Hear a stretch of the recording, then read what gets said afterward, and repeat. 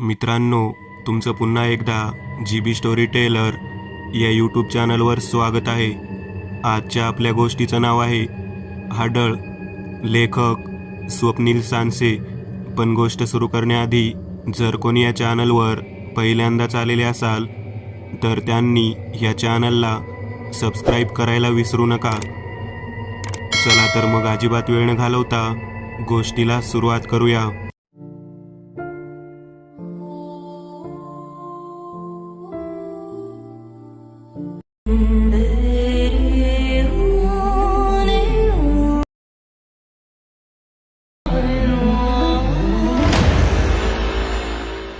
मी 9वीत असेन बहुधा.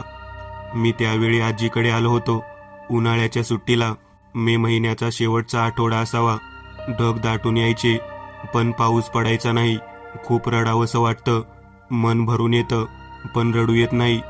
तसंच काहीसं त्या दिवशी आजीबरोबर माझी काहीतरी वादावादी झाली होती. रागानं दिवसभर जेवलो नव्हतो. तिनेही बोलावलं नाही. रागाच्या तिरमिरीत गल्लीतल्या मित्राकडे जायला निघालो. संध्याकाळचे 7 वाजले असावेत. अंधार आणि उजेड.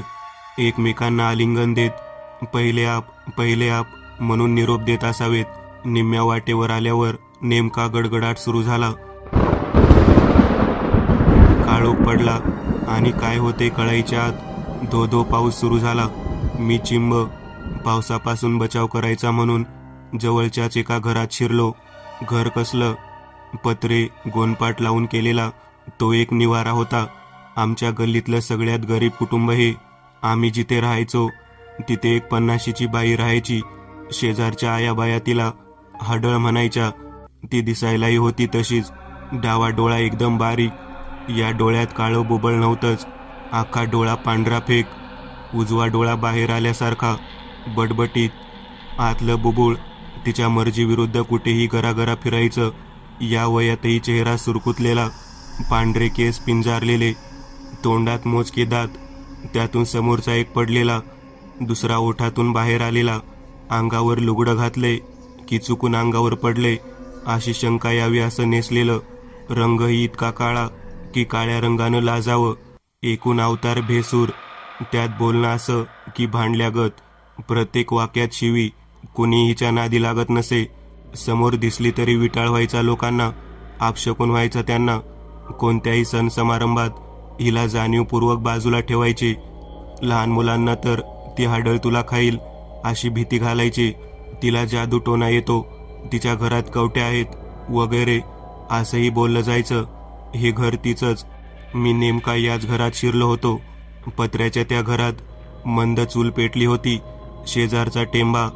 जुन्या डब्यात रॉकेल भरून जुनी नाडी टाकून उजेडासाठी वात पेटवलेली असे. गावाकडचा जुगाड मिनमिनता प्रकाश देत होता. ती चुली शेजारीच बसली होती. त्याच नेहमीच्या विस्कटलेल्या अवतारात. केस तसेच पिंजारलेले. चूल आणि टेंब्याचा संमिश्र प्रकाश तिच्या भेसूर चेहऱ्यावर पडला होता. मूळचाच भीषण चेहरा अजून भीतीदायक वाटत होता. विरुद्ध बाजूला तिची सावली जमिनीवर पडली होती. एकूण वातावरण भीतीदायक. मी घाबरलो पण बाहेर पडायची सोय नव्हती. काय र? घोगऱ्या आवाजात ती गरजली. काय नाही, ते आपलं बाहेर पाऊस म्हणून. मी पायानं जमीन टोकारत चाचरत बोललो. ती बसली होती. समोर काटवटीत भाकरीचं पीठ ओतलं होतं. पूर्वी डाळड्याचा पिवळा डब्बा मिळत असे. त्यावर कसल्याशा झाडाचं चित्र असे. डब्यातला डाळडा संपला की त्याचे अनेक उपयोग असत. कुणी डाळी तांदूळ त्यात साठवत असत. कुणी टमरेल म्हणून वापरे. तिनं याच डब्यात पाणी भरून ठेवलं होतं. डब्बा काटवटी शेजारी. डब्यातलं पाणी पिठावर शिंपडून ती पीठ तिंबत होती. मांजरानं उंदराला खेळवावं तसं ती पिठाशी खेळत होती. इकडून तिकडे फिरवत होती. मध्येच चापट्या मारत होती. मध्येच पिठाचा गालगुच्चा घेत होती. मी हा खेळ पाहण्यात रंगून गेलो. शेवटी त्या गोळ्याचा भला मोठा लचका तिनं तोडला. 2 हाताच्या तळव्यात धरून या लचक्याला तिनं गोल आकार दिला आणि हातातून पडू न देता त्या गोळ्याला हवेतच थापट्या मारू लागली. दोन्ही बाजूंनी ढोलकी बडवतात तसं. एका क्षणी तर जादू झाली. या गोल गोळ्यापासून एक सुंदर गोलाकार अशी ताटा एवढ्या आकाराची भाकरी तयार झाली. माझी आजी पोळपाटावर भाकरी थापते. हिनं हवेतच ती केली. हिच्या अंगात नक्की जादूटोणा असावा अशी माझी खात्री पटली.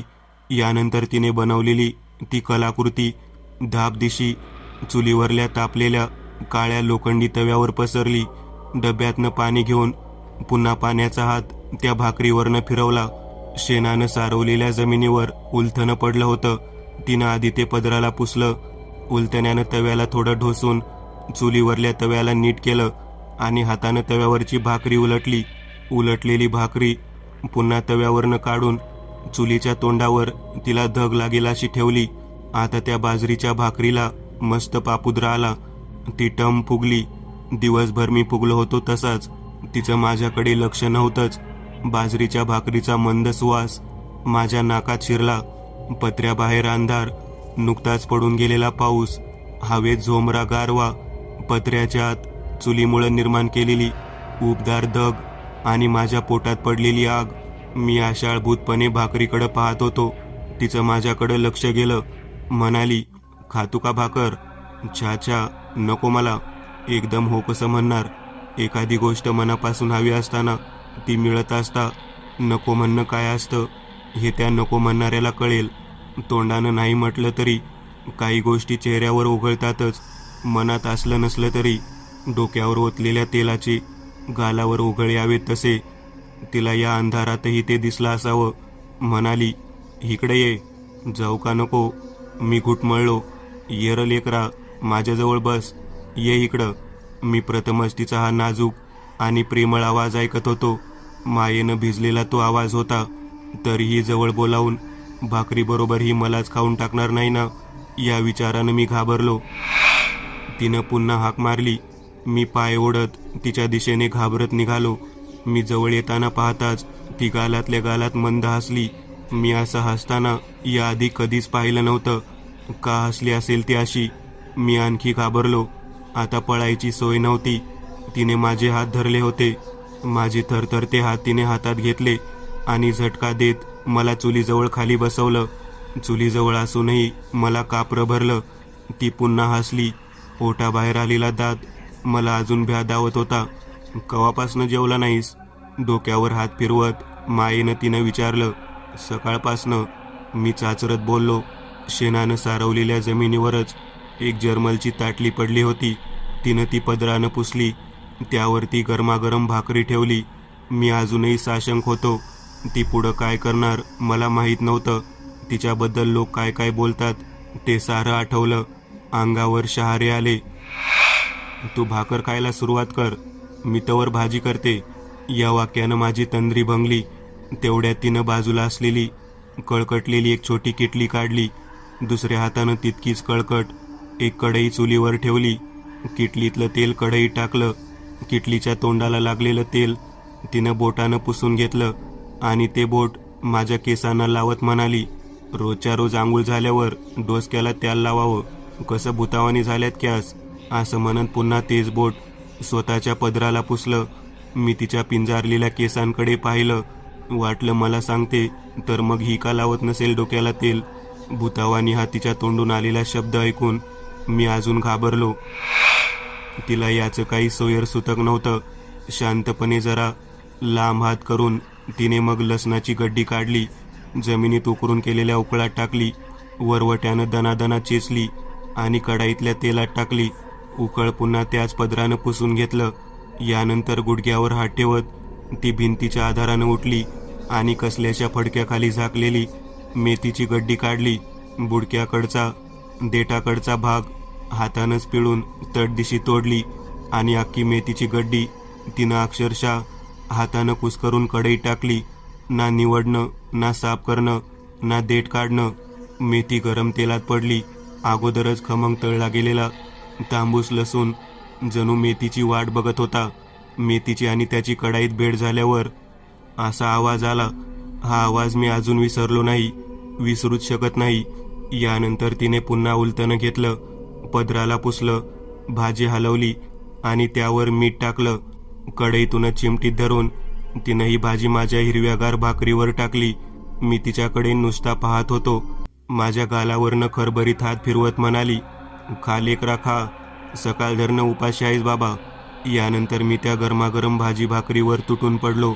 मला आठवतं, मी त्यावेळी 2 भाकरी आणि सगळी भाजी फस्त केली होती. अन्न हे पूर्ण ब्रह्म याची प्रथमच जाणीव झाली. पोट तुडुंब भरलं होतं, मनही. मी सहज पाहिलं काटवटीत. तिच्यापुरत्या असणाऱ्या पिठाच्या सर्व भाकरी मी खाल्ल्या होत्या. फडक्याखाली आता भाजी शिल्लक नव्हती. डब्यात अजून पीठ शिल्लक असेल की नाही ते मला माहीत नव्हतं. मला माझीच लाज वाटायला लागली. गंमत अशी की पोट भरल्यावरच लाजेची जाणीव होते, उपाशी पोटी नाही. चुलीजवळ बसून मला घाम आला होता. मी तिच्याजवळ जात म्हणालो, मावशी, आता तू काय खाशील? आयुष्यात पहिल्यांदाच कुणीतरी तिला मावशी म्हटलं असावं. तिच्या डोळ्यातून घळाघळा पाणी व्हायला लागलं. घराघरा फिरणारे डोळे कुठेच फिरत नव्हते. हुंदका येत होता, त्यालाही ती दाबत होती. तिने ओठ मुडपले होते, त्यातूनही एक दात डोकावत होताच. मला जवळ घेत पुन्हा त्याच पदरानं माझ्या कपाळावरला तिनं घाम पुसला. या पदरातून मला वास आला, शेणानं सारवलेल्या जमिनीचा, उकळा चेचलेल्या लसणाचा, डोक्याला लावलेल्या तेलाचा, माझ्याच घाबरट घामाचा आणि तिच्यातल्या पान्हा फुटलेल्या आईचा. या पदरानं मी सुगंधी झालो. आता मला तिची भीती वाटत नव्हती. जगात आपलं म्हणून कोणीही नसलेली एक समाजानं टाकलेली बाई तिच्याही नकळत आई होऊन गेली. पदरालाही किती पदर असतात ना. वरवर फाटका दिसणारा पदर किती मजबूत असू शकतो. प्रत्येक आई मुलाचं नातं पदरापासून सुरू होतं, पदराशी संपतं. या 2 पदरातला काळ म्हणजे आयुष्य. आयुष्यात मला अशी बाजरीची भाकरी आणि मेथीची भाजी पुन्हा कुठेही मिळाली नाही. इंटरनॅशनल कंपनीत काम करताना अनेक 5 स्टार हॉटेलात राहिलो, जेवलो. मेनू कार्डवर विचारकाने शोधून मी मलाई मेथी, बादशाही मेथी, लबाबदार मेथी, शाही मेथी कोफ्ता, काश्मीरी मेथी रोल यासारखे अनेक पदार्थ खाल्ले असतील. छे, स्टारवाल्या हॉटेलात फक्त स्टारच असतात, पण मायेचा तंद्र नसतो, चांदणं नसतं. दुधाचे गुणधर्म वाढवायला कोजागिरीचा शीतल चंद्रच लागतो. चकाचौंध करणारे भगभगीत दिवे इथं काय कामाचे? कोणत्याही पदार्थाला कसली चव नसतेच मुळी. चव उत्पन्न होते ती करणाऱ्याच्या मनातून. करणाऱ्याचा भाव शुद्ध असला की कोणतीही अशुद्धी त्या पदार्थाला दूषित करत नाही. संपूर्ण स्वच्छता पाळून शिव्या देत केलेलं पंचपक्वानही बातच, पण कसलीही स्वच्छता न पाळता मनाच्या गाभाऱ्यातनं जेव्हा माया, तेल आणि मिठास सोडली जाते, तेव्हा मेथीची ती भाजी अमृत होऊन जाते. लोक याच मायाळू मावशीला हाडळ म्हणायचे, का तर तिचा चेहरा बेसूर होता. आपण चेहरा आणि कपड्यांवरून माणसाबाबत आडाखे तयार करतो. बऱ्याच वेळा ते चुकतात. चेहऱ्यावर रंग लावून कलाकार मंडळी नाटक करतात, पण कोणताही रंग न लावता नाटकं करतात काही मंडळी. त्यांना काय म्हणावं? एखाद्याचं कौतुक करायला पटकन शब्द सापडत नाहीत. भांडताना मात्र झटपट त्यांना ते आठवतात. याला काय म्हणायचं? ज्यांना आपण आयुष्यभर चुकीची माणसं समजत असतो, तेच आपल्याला कधीतरी बरोबर अर्थ समजावून सांगतात. मग ते चुकीचे कसे काय? दुसऱ्याच्या चुका या चुका, पण आपल्या चुका म्हणजे अनुभव, असं कौतुकानं सांगणाऱ्यांना काय म्हणावं? असे दुपटीपणाने वागणारे लोकच मग एखाद्या व्यक्तीवर हाडळ म्हणून शिक्का मारतात, एखाद्याला बहिष्कृत करतात. या मावशीला मी गावाकडे गेल्यावर अधूनमधून भेटायचो. मेडिकलच्या शेवटच्या वर्षाला असताना एकदा भेटायला गेलो होतो.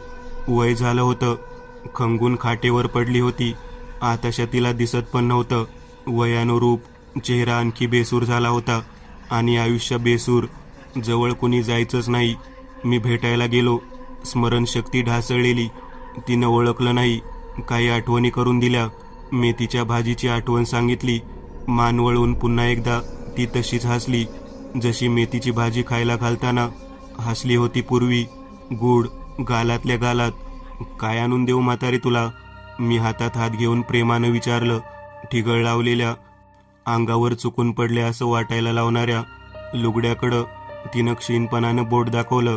लुगडं? मी बरोबर ओळखलं. मी झटदिशी उठलो. घरी जाऊन माझ्या आजीची 2-4 लुगडी घेऊन येण्यासाठी तिने हातानंच खून करत, कुठं चाललास असं विचारलं. मीही खुनेनं सांगितलं, लुगडं घेऊन येतो. तिनं मला परत खुनेने जवळ बोलावलं. मी खाली वाकलो. ती कानाजवळ येऊन एक एक शब्द तोडत बोलली, जुनं तुझ्या आजीचं लुगडं मला नको, नवं कोरान. घडी मीच मोडणार.